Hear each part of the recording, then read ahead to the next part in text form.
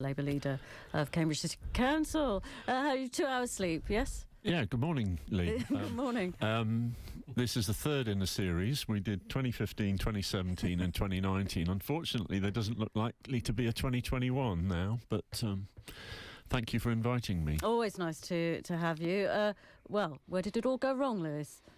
Well, it didn't all go wrong in Cambridge, as the shoe leather went. Obviously, there may be views about South Cambridgeshire, but I think that phrase "get Brexit done," when you get people saying your political phrase, then you've succeeded. So I think the frustration of particularly areas which voted Leave, but also communities that kind of said, well, that's the decision, really hurt Labour last night and really benefited. So it was the gamble, I think, that Theresa May wanted to try. So this is their second attempt.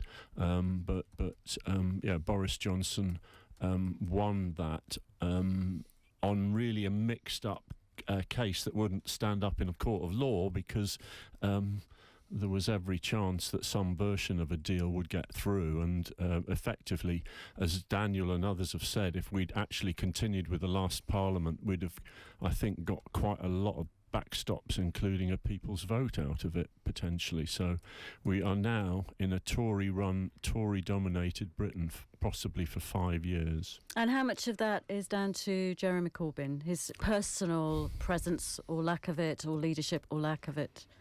Well, you try and bridge Cambridge with Bradford and Hull and Grimsby. It was never going to be simple. So he is a different type of politician. You could see on the television that he wasn't really hitting as hard as some of the points that Boris Johnson was.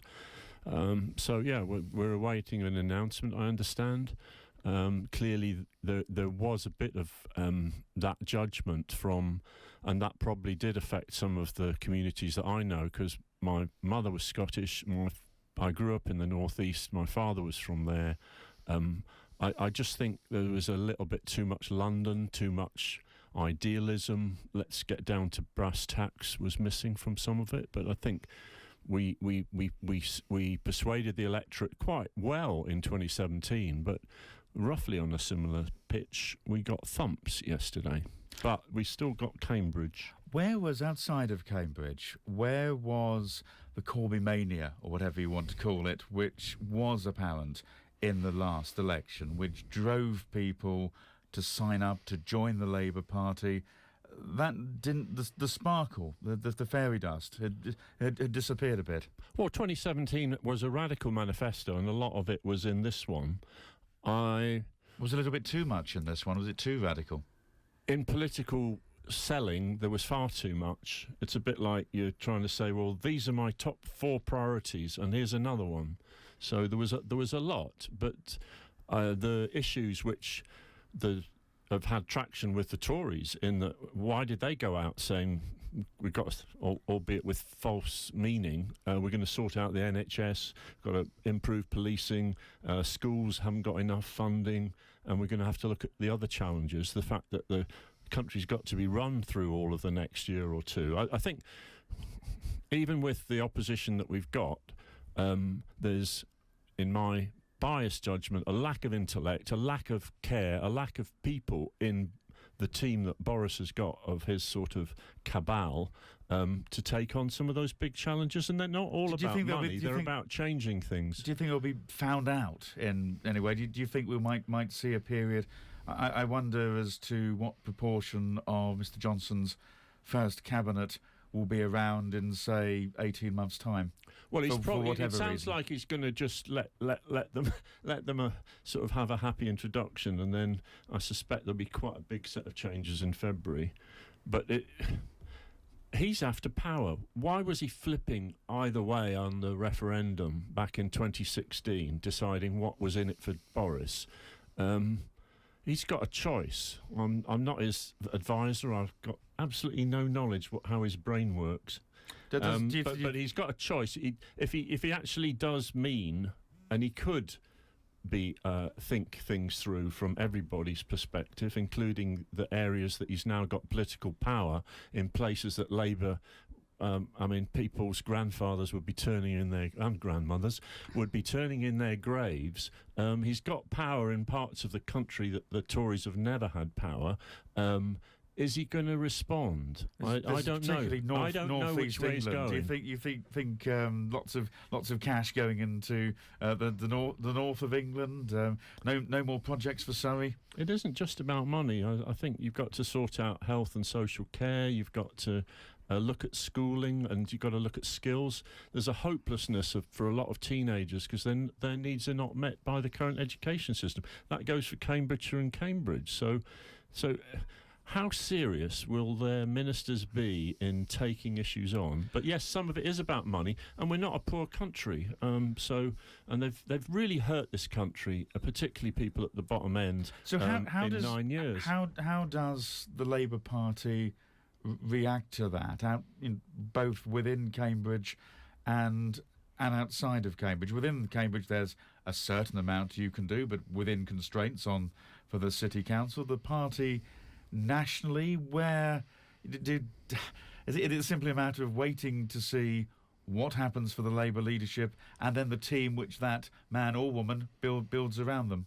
Well, Daniel Zeichner last night and said it's clear that some of the same thing that infected Labour north of the border has affected us. And that may not be too welcome in Cambridge because some of it means more effectively championing interests and views that are different to ours. But so there's going to be a leadership contest. That has to evidence that it's thinking about people, listening to people, answering, in a way, the despondency that kind of oddly fed the Tories. So here we've got millionaires, and to use the sort of Corbynite phrase, billionaires, and there aren't that many of them. So we've now got Boris being backed by people who felt left behind. And it's going to take a lot for them to address that. And I think there's quite a lot in Labour's current manifesto. Obviously, it needs to be changed that actually addresses some of those issues. But it needs real leadership. But it needs to show that in the leadership debate, there's actually a debate engaging the public. I don't want more TV shows with lots of politicians lined up. Gosh, some of those were really dreadful. But there's got to be a debate. And clearly in the north, does Labour want to have the same problems that it's got in Scotland? No. Well, Chris, I can see you're twitching to get in. Look, I'm really interested, Lewis, to talk about the Labour leadership going forward. Do you think that, are people going to, within the party, really going to want that to now be, leader of the opposition for the next 4 years? Or would you, if you were, Jess Phillips or someone, would you be biding your time, waiting for 4 years' time? Because it's not going to be a lot of fun for the next 4 years for a Labour leader, is it? Well, if we get it right, then we'll have a good leader. I just, again, I'm biased. I don't rate this government in terms of the ministers. I don't rate their thought. I don't rate their connection with a lot of the issues or with the communities they now claim to represent. And they have got a civil service which has been on hold for 3 years. And there's got to be two governments. There's got to be a government to get the right deal on Europe. Obviously, I've got views, but we've got to get the best out of what's going to happen on that. And as we all know, it ain't going to be next year. It's 3 to 5 years at the minimum. Yeah. And we've got to prevent no deal. So I think there's great opportunities for 200 MPs, well drilled. We had 9 councillors in opposition on Cambridge City, and it's not quite the same, but 200 MPs who actually start working together is a huge force, along with the Lib Dems, and I pay tribute to Rod, and I'm sorry, not everybody wins, so along with the Lib Dems and the Scottish Nationalists, are well led, impressively well led, and clearly in Ireland there's been a shift away from the Unionists. So Boris Johnson and the Tories can't afford to lose Scotland and Northern Ireland, and they've got to come up with answers on other issues. So yes, it's a long time, a fixed-term parliament, but opposition gives you a huge opportunity to dent and to change things, and it's a shame that Boris Johnson's got rid of all his thinking leftish Tories, because they would have enlivened this parliament and given the kind of energy that there has been on social issues. So it's a bit of Boris and his mates, but we'll see. If it's just Boris and his mates and a narrow blinkered agenda, then I think a good opposition will hurt them. Good. Okay. Are you at all worried about manifesto page 48 and what they might do to the constitution and the relationship with the judiciary and all the other things that are mentioned in that very vaguely? Fixed Term Parliaments Act is almost certain to go for a start, but I think we're then talking about new constituency boundaries, which fox hunting or bigger things than that. They are going to say they may well bring in many things to make it easier for the Conservatives at the next election to win, and say, well, it was in the manifesto.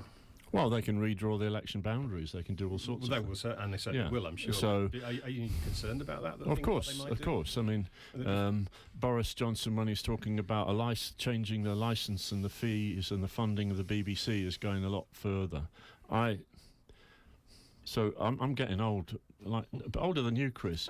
83, the 1980s. You're not 83, no. No, I'm not 83. But in the It's just been up a while. All right. First election, York, 1974.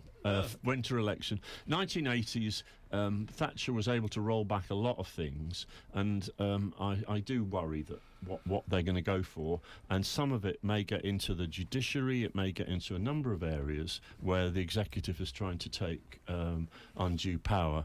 There's plenty of examples around Europe. So, yes, of course I'm concerned, and they've got there's Boris sitting looking at a blank sheet of paper with a pen, and he's got a huge amount of freedom. But how long do they want it to last? Yeah. You can't rule out any result in the next election, albeit that it would be a remarkable achievement for Labour to come and the opposition parties to come back from where they're at. So yes, I am fearful, and there are some fairly unimpressive and extreme people around Boris, but what does he want? Does he, as Mayor of London, he wasn't exactly amazing in terms of what he achieved, but he was a bit of a centrist. So Thank you, will Liz. see. I'm just going to cut you short. As ever, you alarm me when you come into our studios because I forget that you like your watch fast, don't you?